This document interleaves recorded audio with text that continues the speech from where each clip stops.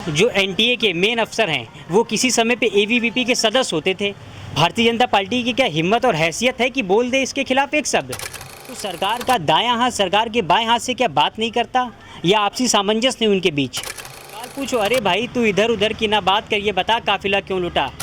कि जब आने वाले समय में तानाशाह की तानाशाही और हिटलर की चर्चा होगी और जब उनकी तुलना देश के प्रधानमंत्री जी से की जाएगी, तब मुझे लगता है कि प्रधानमंत्री जी उसमें भी 2 कदम आगे होंगे।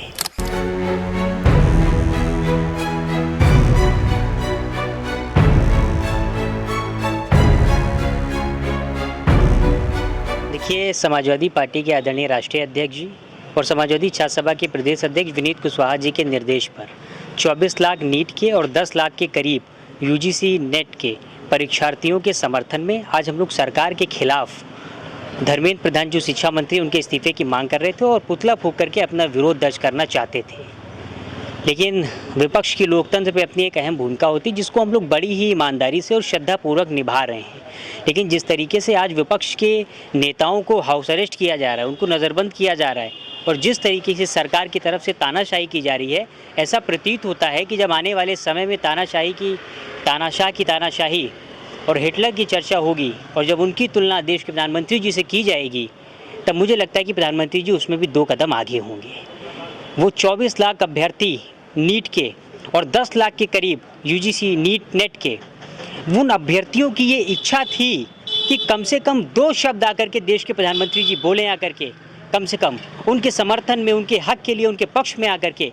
लेकिन प्रधानमंत्री जी एक शब्द उस पर नहीं बोलते हैं। छात्र की, नौजवान की, उनके परिजनों की, पार्टी के सीनियर लीडर्स की और हम जैसे कार्यकर्ताओं की ये मांग थी कि धर्मेंद्र प्रधान जी इस्तीफा दें आकर के।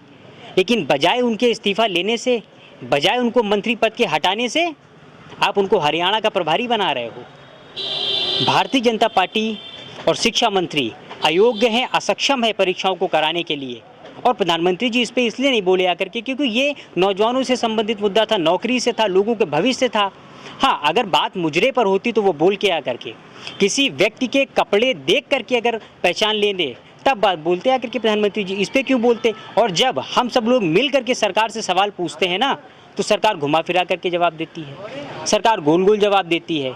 और जैसे ही धर्मेंद्र प्रधान जी मंत्री बने, उन्होंने कहा कि पेपर लीक नहीं हुआ है। लेकिन जो दूसरे उनके सहयोगी साथी थे, मैं उनका नाम भूल रहा हूँ, वो कह रहे थे कि पेपर लीक हुआ है। तो सरकार का दायां हाथ सरकार के बाएं हाथ से क्या बात नहीं करता, या आपसी सामंजस्य नहीं उनके बीच। सरकार पूरी तरीके से अक्षम है। समाजवादी छात्र सभा और समाजवादी पार्टी अपने स्थापना वर्ष से लेकर के आज तक लगातार सभी समाज के सर्वांगीण विकास के लिए निरंतर संघर्ष कर रही है। हम लोग लगातार जनता के जन सरोकार मुद्दे को लेकर के लड़ते रहेंगे और पुलिस के साथी सहयोगी जो अपनी जिम्मेदारी निभाते हुए हमें गिरफ्तार करें, नज़रबंद कर रहे हैं, हम भरोसा दिलाते हैं कि जब यही सरकार उनकी नौकरी जब ठेके पर लाएगी 3 साल वाली, तब भी हम पुलिस के लिए भी उनकी लड़ाई लड़ेंगे। इसलिए हमारा ये आप सबसे निवेदन है, जो जहां है वो वहीं सरकार से अपनी मांगों को रखे और छात्रों के समर्थन में आए।